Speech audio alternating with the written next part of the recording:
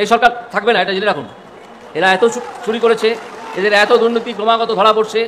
কালকে দেখা গেছে এদের কাছে কিছু আগ্নেয়াস্ত্র আছে, যেটা চীন থেকে আনা হয়েছে। চীন তো আমাদের বন্ধু রাষ্ট্র নয়। তাহলে এদের এই চক্রান্ত কত দূর প্রসারিত তা আপনারা বুঝে নিন।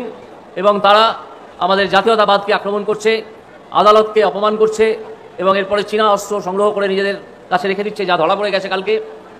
এদেরকে এই বিপজ্জনক শক্তিটিকে, চোর ছেঁচড় তোলাবাজদের শক্তিটিকে আর একটাও ভোট দেবেন না। একটা জিনিস লক্ষ্য করবেন, এই দুর্বৃত্ত দালাল তোলাবাজরা যে বাড়ি তৈরি করছে নিজেদের এলাকায়, যার প্রধান হচ্ছে এই ভাইপো ব্যানার্জি।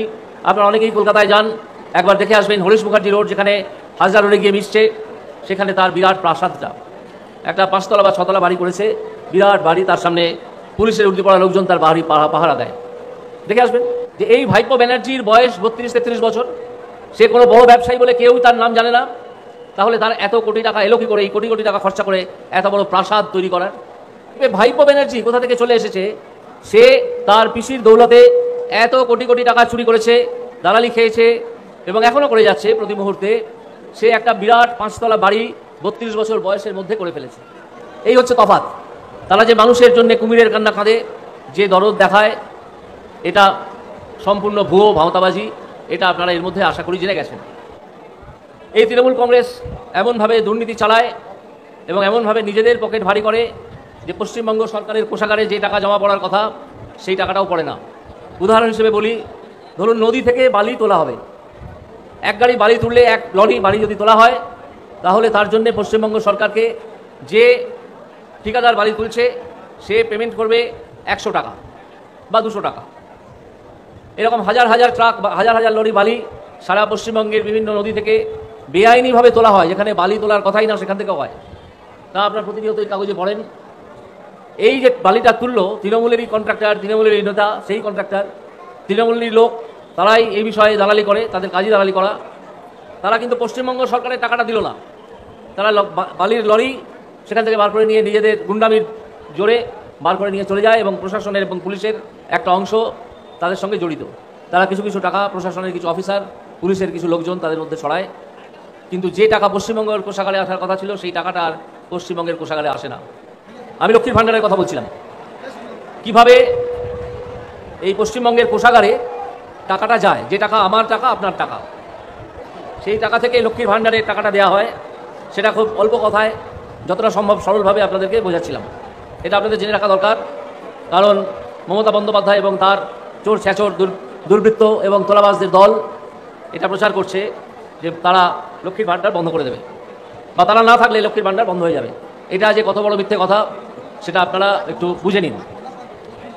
ধরুন আপনি একটা গুঁড়ো সাবান কিনতে গেছেন বাড়ির কাজে, বাড়িতে জামা কাপড় কাচতে হবে বা অন্য কোনো কাজে। এইটার দাম ধরুন 40 টাকা, 1 কেজি প্যাকেট, তার দাম 40 টাকা ধরে নিন। আপনি 40 টাকা দিয়ে গুঁড়ো সাবানটা কিনে নিয়ে চলে এলেন।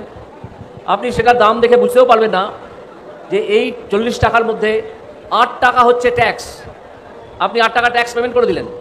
আপনি জানেন 40 টাকা দাম, সবাই তাই জানে 40 টাকাতেই বিক্রি হয়। এই 40 টাকায় যদি এটা বিক্রি হয়, তাহলে তার 8টা টাকা ট্যাক্স হিসেবে জমা পড়বে সরকারের ঘরে। কি রেটে, কি অনুপাতে?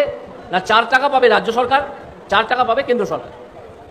এই যে 4 টাকা পেলেন, রাজ্য সরকারের টাকা কোষাগারে জমা পড়লো, কেন্দ্রীয় সরকার যে 4 টাকা পেলেন, তার মধ্যে 2 টাকা আবার পশ্চিমবঙ্গ সরকারের কোষাগারে কেন্দ্রীয় সরকার ফেরত দেবে।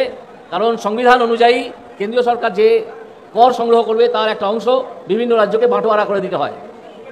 তাহলে পশ্চিমবঙ্গের কোষাগারে আপনি যে 40 টাকা খরচ করলেন, সেই 40 টাকার মধ্যে 4 এবং 2 6 টাকা জমা পড়ল।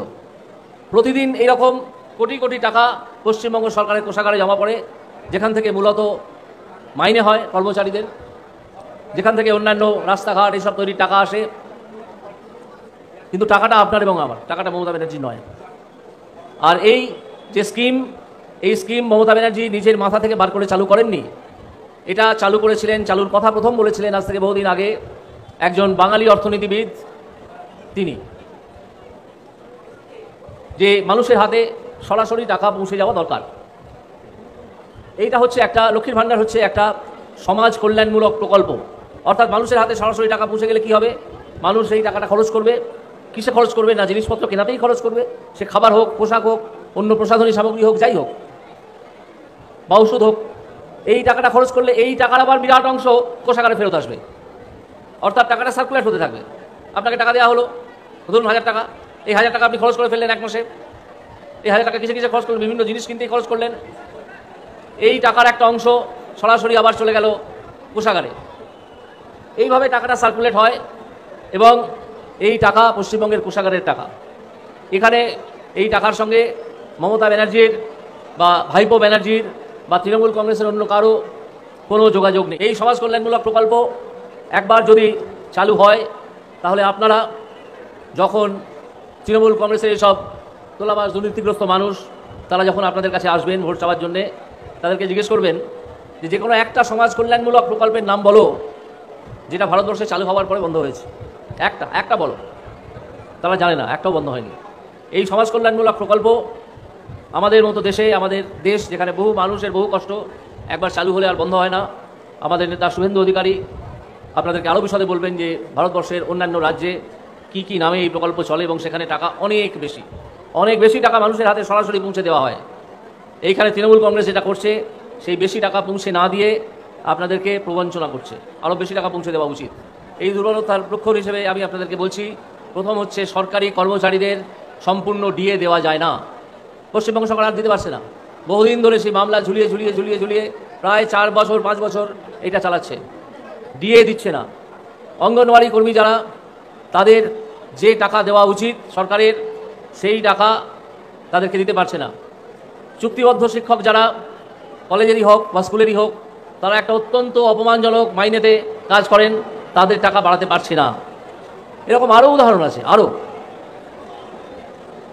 তো এইরকম আছে যারা কৃষি দপ্তরে কাজ করেন, আমি একটু আগে শুনছিলাম যে কৃষি দপ্তরে যারা কাজ করেন তাদেরকে যে ইনক্রিমেন্ট দেওয়া দরকার সেই ইনক্রিমেন্ট দিতে পারে না, বেআইনিভাবে সব আটকে রেখেছে। তার কারণ হচ্ছে কোষাগারে টাকা নেই। এই কোষাগারের টাকা যাওয়ার কথা ছিল কোষাগারেই, কিন্তু চলে যাচ্ছে তৃণমূলের দুর্বৃত্ত নেতা, দালাল, তোলাবাজ এদের পকেটে।